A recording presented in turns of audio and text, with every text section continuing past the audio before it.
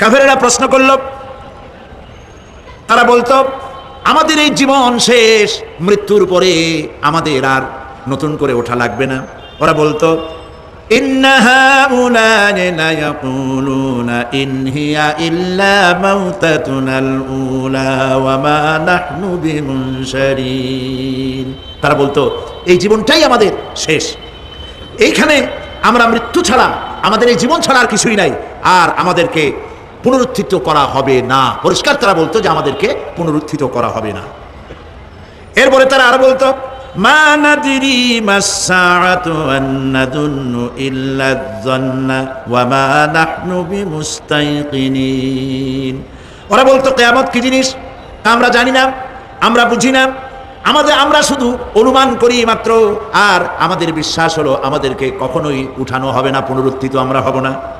প্রিয় ভাই সব, এইভাবে তারা পরকালকে অস্বীকার করার কথাগুলি তারা বলতো। কাফেরেরা প্রশ্ন তুলতো আমরা আর আমাদের মৃত্যুর পরে আর আমাদেরকে জিন্দা করা হবে না।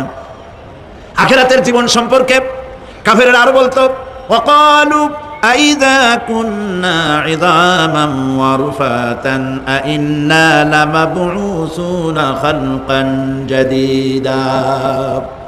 তারা বলতো যে আমরা মরে যাওয়ার পর আমাদের গোশতগুলি মিশে যাবে, হাড্ডি গুড্ডিগুলি পচে যাবে, এরপরে আমাদেরকে নতুন করে চিন্তা করা হবে। এটা মাথার মধ্যে ঢোকে না, কি আশ্চর্য ধরনের কথাটা হবে কি করে? কাফের বেঈমানেরা আরো নানা ধরনের প্রশ্ন তারা করতো। তারা বলতো আইদা মিতনা ওয়া কুন্না তুরাবান যালিকা রাজউম বাঈদ।